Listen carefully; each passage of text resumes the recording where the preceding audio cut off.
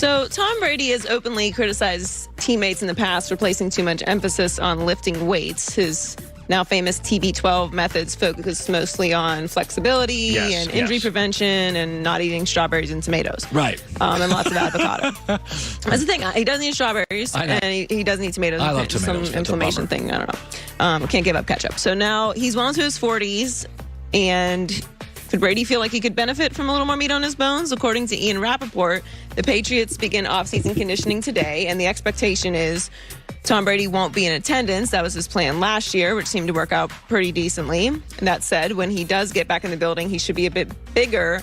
Brady may bulk up. There's nothing wrong with cattle. I mean, isn't this the opposite of what you do as you get older? Is it? We talk about that with basketball players all the time. You want to carry less weight on your joints as you get older. I mean, I don't know. Alex Guerrero and Brady seem to be reinventing how you do everything when it comes to football. But you know what I think? I think Brady is bored. I think he's accomplished absolutely everything there is to accomplish in football. He's the greatest quarterback of all time. And now he's like, you know what? I've been doing this flexibility, bendy, massagey thing for 18 years. Let me try putting on a bunch of muscle and see how that goes. Yeah, I don't know. Here's the thing. You don't want to be really, really heavy. You don't see those people live to be 100. But I don't see a lot of skinny people living to be 100. So why don't you just eat what you want to eat? Well, I don't think his goal is to live to 100. I think his goal is to, I'm sure he does want to live to 100. I'm saying, like, this is probably more about extending his football career even more. But in general, you would think you want to do the opposite. Okay, I'll give you a theory. Health and wellness is great for the rest of the people, but I don't buy it's great for football. I'll give you an example. California and the West Coast, you know this, is very health and wellness centric. Right. It has hurt Pac-12 football. I had a scout tell me, he said, the Pac-12 over the last 5 to 7 years, as the Pac-12 in the West Coast has gotten very into veganism and health and wellness, he goes, the conference is smaller. He goes, the SEC, those guys still eat. Those guys are bigger. This idea that the perfect diet's good for football players, if I was getting hit all day, I don't want my plate to be all green. I want some meat. Sure. I mean, I'm not speaking against the vegan diet, although it's very much not for me. Yeah.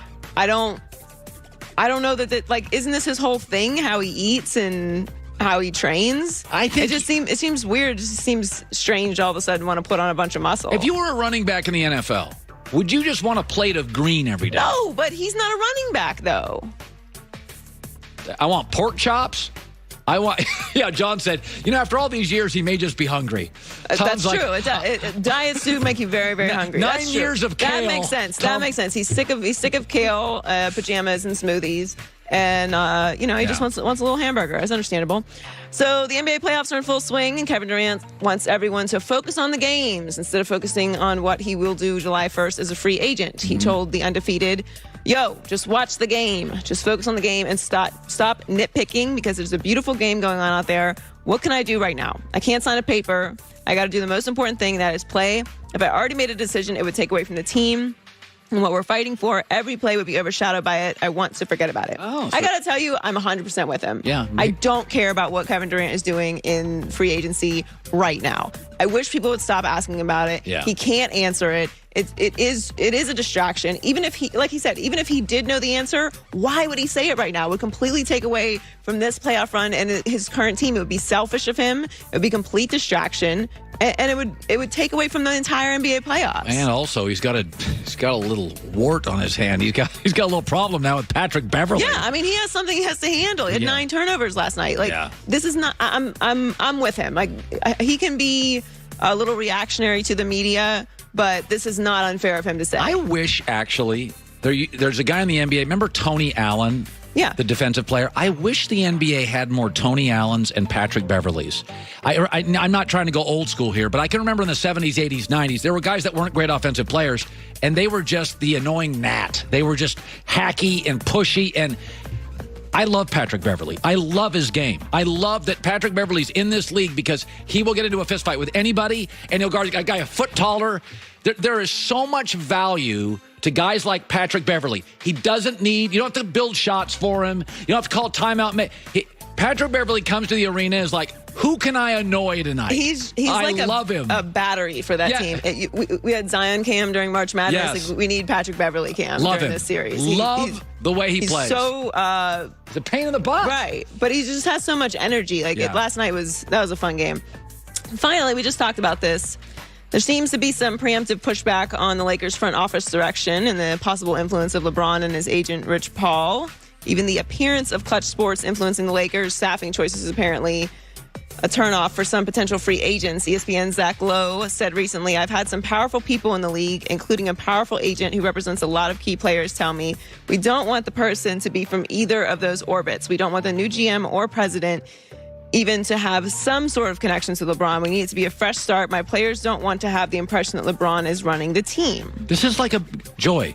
This is not a subtle story. If Zach Lowe is reporting this is coming directly, according to this, from an agent representing several stars. No, I don't doubt the seriousness of the report. I believe that an agent has said this. My question is, who are you? I mean, does LeBron James have 3 championships? Is this the Los Angeles Lakers? If you don't want to come there, don't come. But guess what? LeBron is going to have some influence over the team. He's LeBron James. Is there another LeBron James out there that we just keep forgetting about? There's a difference between influence and running the team. Here's the thing, though. When LeBron came to LA, we knew this was a short-term solution for a championship. LeBron's not going to play 10 more years. You're not building towards the future. If you want to come and play with the Lakers and play with LeBron James and try and win a championship in the next 3 years, cool, come on board. LeBron's going to have some say in it because he's still LeBron James. And the only other person I can even think of in the league that should have some cachet like that is Kevin Durant. Other than that, I must be missing something. Is this still LeBron James? It's a bad year for him. I get it. But players don't want, if you have Ty Lue and Anthony Davis, it's just a Clutch Sports team. People don't want that. Cleveland won a championship and was in the finals every single year. I understand that was the East, but it's LeBron. That was the East. That doesn't work here. And B, LeBron didn't have a major injury. People don't look at LeBron this morning the same way. By the way, even LeBron's camp is like, this isn't like the new LeBron. Like they're like, this is, Kobe Bryant was great, had an injury, and then everybody thought, okay, it's great. And then the second one, you're like, oh crap, this is what he is. Well, speaking of Kobe, Rob Pelinka is still in the front office. So Kobe's going to have influence over the team. What is it that you want? I think you hire Ty Lue and you get Anthony Davis. I think you're going to have. First of all, you must hire Ty Lue. You must hire Ty Lue. That's LeBron's team. He's a champion. Okay, but he's a championship coach.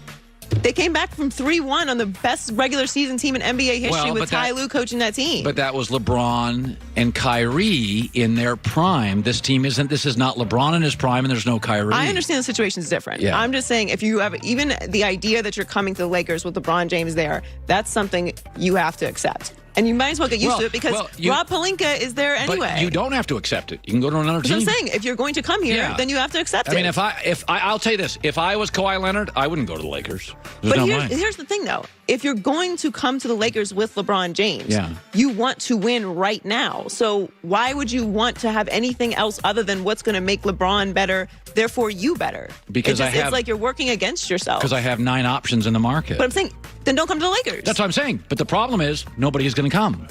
That's the Lakers' problem. Right. But that's now LeBron's problem.